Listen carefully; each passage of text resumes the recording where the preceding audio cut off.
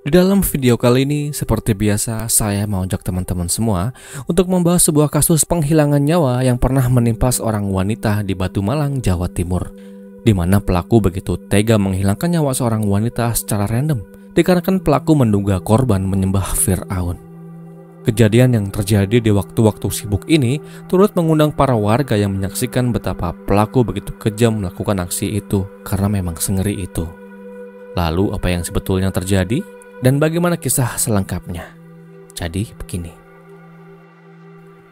Sebelum masuk lebih jauh untuk membahas kronologinya, saya mau sedikit membahas sebuah lokasi wisata yang berada di Batu Malang, Jawa Timur, namanya Songgoriti. Kawasan ini dikenal sebagai tempat wisata pemandian air panas yang cukup dikenal oleh banyak wisatawan lokal daerah Malang maupun wisatawan yang datang dari luar kota Malang. Besarnya antusiasme warga yang datang ke lokasi itu membuat para investor-investor tak mau menyia-nyiakan kesempatan itu untuk melakukan ekspansi dan inovasi-inovasi. Saat itu banyak sekali pengusaha yang membangun villa-villa untuk disewakan kepada pengunjung yang datang untuk menikmati betapa kawasan Songgoriti ini memiliki pesona yang ciamik. Lalu seiring dengan berjalannya waktu yang entah kapan hal itu bermula, muncullah jenis usaha jasa baru yang terselubung, yang menjadi tanda kutip pelengkap dengan kemunculan villa-villa itu. Usaha jasa itu bisa kita kenal dengan istilah prostitusi. Wanita-wanita penjajah kenikmatan ini beroperasi dengan banyak sekali model dan modusnya. Ada yang secara langsung menjajakan dirinya, bahkan ada pula yang terselubung, yang hanya akan datang ke kamar tamunya jika diminta. Dan biasanya cara itu datang dari jasa-jasa perantara. Sama seperti halnya yang pernah terjadi di villa yang bernama Samitomo, yang berlokasi di Kelurahan Songgokerto, Kota Batu, Malang, Jawa Timur. Di sore itu sekitar jam 4, seorang tamu datang dengan menggunakan sepeda motor Honda Beat warna putihnya. Motor Beat itu ia pinjam dari sepupunya yang tinggal satu rumah dengan pria itu. Orang atau pria itu bernama Amin. Amin adalah seorang pria lajang yang berasal dari Dusun Bulurjo, Kelurahan Sabturenggo, Pakis, Malang, Jawa Timur. Saat itu ia berusia 39 tahun. Teman-teman sepekerjaannya dulu di pabrik percetakan batu bata mengenal Amin sebagai pribadi yang baik dan rajin beribadah. Walau dirinya terlihat lebih suka menyendiri, Amin diketahui tidak pernah satu kali pun mengganggu siapapun yang ada di sekitarnya. Hal yang senada juga disampaikan oleh Pak RT yang ada di lingkungan di mana Amin tinggal, di Dusun Bulurejo. Amin memang dikenal cukup pendiam, suka menyendiri, suka berjalan berkeliling kampung. Namun sungguh adanya Amin di lingkungan tempat ia tinggal tidak pernah sama sekali mengganggu warga-warga di sana. Namun di sore itu tepat hari Kamis tanggal 6 Oktober tahun 2022, Amin datang dari arah rumahnya menggunakan sepeda motor Honda Beat warna putih. Dengan agak tergesa, ia kendarai sepeda motor itu menyusuri jalan raya utama. Dan sampailah ia di sebuah villa yang bernama Villa Samitomo. Ada yang berbeda dengan kedatangannya di sore itu. Hal yang membedakan adalah ia datang dengan menyelipkan sebuah pisau dapur tajam yang berwarna silver di pinggang sebelah kanannya. Setelah memarkirkan sepeda motornya, kemudian langkahnya ia seret menuju lobi villa dan segera ia menuju lantai 2 dan menuju kamar nomor 3. Di kamar nomor 3 itu, sempatlah Amin melihat fasilitas apa saja yang terdapat di dalam kamar itu, termasuk kamar mandi, kasur, lemari, dan lain sebagainya. Setelah ia selesai mengecek fasilitas kamar tersebut, lalu Amin duduk di atas kasur dan bersandar pada dipan tempat tidur. Tak berselang lama setelah Amin masuk dan duduk di atas kasur, seorang penjaga villa datang menghampirinya. Orang itu sebut saja Pak Budi. Pak Budi yang heran akan gerak-gerik Amin langsung saja menghampiri Amin di kamar nomor 3 di lantai 2 di villa itu dan langsung menegurnya. "Selamat sore Pak, Bapak mau sewa kamar?" Tanya Pak Budi dengan sopan. Dengan lugas Amin menjawab, "Iya." Sembari Amin sodorkan uang Rp100.000 kepada Pak Budi. Setelah uang itu diambil Pak Budi, lebih lanjut Pak Budi yang sudah biasa melayani pria-pria pencari kenikmatan sesaat yang datang dengan tujuan mencari cewek-cewek gemes. Ditawarilah Amin produk terselubung itu. "Bapak cari hiburan ya? Mau saya panggilkan cewek Pak?" Tanya Pak Budi tanpa babi bu. Tawaran itu ternyata sulit untuk ditolak oleh Amin. Saat itu Amin pun berkata iya sambil senyumnya merekah dengan renyahnya di bibirnya. Singkatnya, setelah tahu akan tujuan Amin datang ke villa itu, Pak Budi yang merupakan penjaga villa yang juga merangkap sebagai perantara, segera ia turun ke lantai 1 dan segera bertemu dengan temannya yang bernama sebut saja Pak Andi. Dengan Pak Andi kemudian Pak Budi sampaikan kebutuhan wanita yang siap di hari itu untuk melayani tamu baru yang ada di kamar nomor 3 itu. Mendengar hal itu, Pak Andi langsung mengecek handphonenya. Saat itu terlihat Pak Andi sempat sibuk menghubungi satu persatu wanita yang siap dan ready untuk berdinas di sore itu. Dan wanita yang bersedia untuk berdinas di sore itu adalah Felis Tiara Enggar Kasuarina. Felis Tiara adalah wanita yang berusia 30 tahun yang berasal dari Pasuruan, Jawa Timur. Kebetulan saya tidak mendapatkan informasi secara detail terkait Felis Tiara ini. Namun berdasarkan penelusuran yang sempat dilakukan oleh pihak yang berwenang, wanita ini adalah seorang PSK yang biasa melayani tamunya di villa-villa daerah dingin Songgoriti, Kota Batu, Malang, Jawa Timur. Setelah mendapatkan kepastian cewek penghibur mana yang akan melayani, naiklah Pak Budi ke kamar untuk memberikan konfirmasi terkait adanya wanita yang akan datang. Pak Budi pun berkata, "Permisi Pak, ini ada ceweknya. Tarifnya Rp250.000. Itu untuk sekali main ya Pak."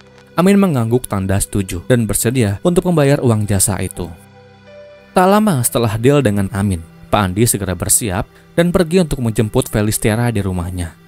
Singkatnya, setelah 20 menit berlalu, datanglah Pak Andi dengan didampingi seorang wanita setinggi 160 cm, berkulit sawo matang dan bersolek.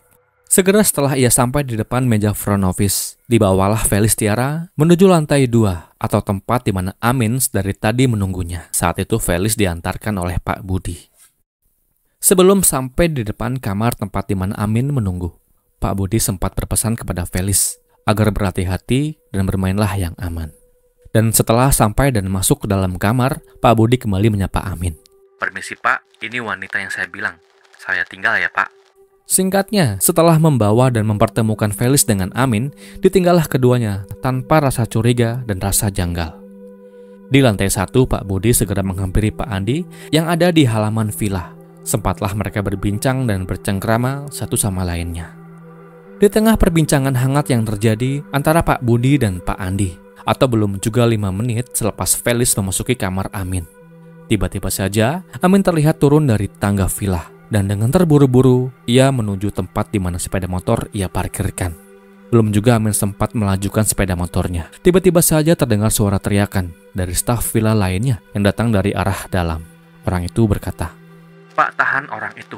Di kamarnya ada banyak banget noda merah." Pak Andi dan Pak Budi yang notis akan perintah itu segera mendatangi Amin yang kala itu sedang berusaha untuk menstarter motornya. Belum juga sempat Pak Budi bertanya, tiba-tiba saja Amin langsung mengeluarkan pisau dapur dari selipan celananya. Pak Budi tentu kaget menerima todongan pisau itu. Dan dengan dibantu oleh Pak Andi, akhirnya pisau itu berhasil diamankan oleh Pak Budi. Mengetahui pisaunya berhasil diambil, Amin kemudian naik pitam dan melayangkan bom mentahnya ke arah Pak Budi berkali-kali. Melihat keributan yang terjadi di halaman villa, ternyata turut pula mengundang warga yang ada di sekitar villa. Apalagi warga saat itu melihat Pak Budi dan Pak Andi menjadi sasaran penyerangan Amin. Sedetik kemudian berkumpullah massa lebih banyak. Lalu massa yang sudah tersulut emosinya kemudian menghadang Amin secara bersama-sama.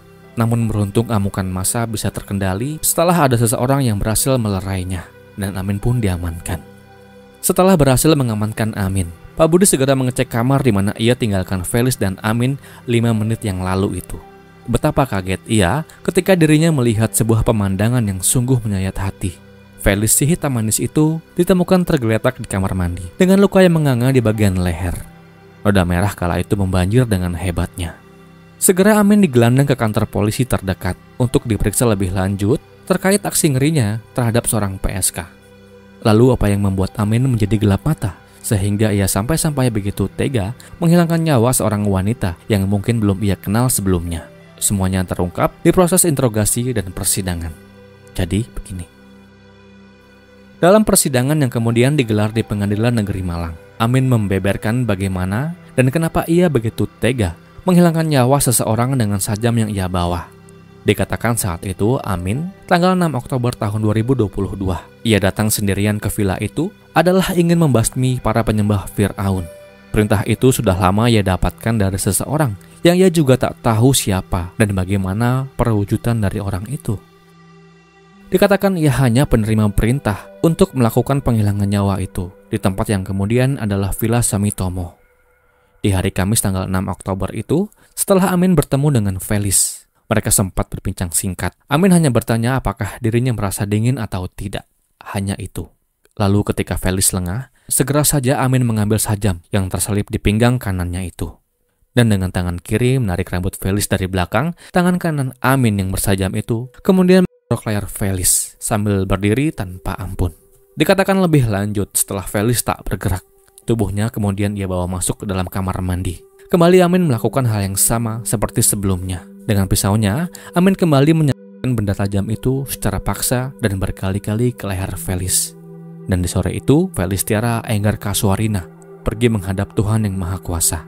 Saya ucapkan duka yang mendalam. Setelah tanda kutip membasmi penyembah Fir'aun, Amin segera bergegas, bersiap, dan pergi meninggalkan tubuh Felis di kamar mandi dengan noda merah yang terus saja mengalir. Hingga ia pun diamuk massa dan diamankan oleh pihak yang berwenang. Atas tindak kejahatan yang dilakukan oleh Amin melalui majelis hakimnya, kemudian melepaskan Amin dari segala tuntutan hukum. Ya, Amin bebas, ia tak harus menjalani hukuman penjara. Dalam proses pemeriksaan kejiwaan yang dilakukan oleh seorang dokter spesialis kejiwaan, di mana hasilnya juga dibeberkan di muka persidangan, menyatakan bahwa Amin menderita penyakit jiwa. Dikutip dari Direktori Putusan Pengadilan Negeri Malang, bahwa hasil pemeriksaan kejiwaan Amin yang pada saat dilakukan pemeriksaan diperoleh adanya gangguan kejiwaan yang berat, berupa gangguan penilaian realita yang dalam istilah kedokteran dikenal dengan istilah gangguan psikotik. Gangguan padanya juga ditandai dengan adanya gangguan pada pikiran si terperiksa, yaitu ditemukan adanya waham atau keyakinan yang salah yang tetap dipertahankan meski tak sesuai dengan realita dan kenyataan. Selain itu terdapat pula adanya riwayat tanda dan gejala gangguan berupa mendengar suara-suara tanpa sumber yang nyata. Dan atas dasar keterangan dari saksi dan bukti hasil tes kejiwaan yang kemudian rilis, maka saat itu Amin hanya dimasukkan ke Rumah Sakit Jiwa Dr. Rajiman Widyo Diningrat Malang untuk menjalani rehabilitasi jiwa dengan biaya negara. Demikianlah kisah Amin yang terbebas dari segala tuntutan hukumnya. Semoga akan selalu ada pelajaran yang bisa diambil dari kisah ini. Dan kisah ini pun berakhir.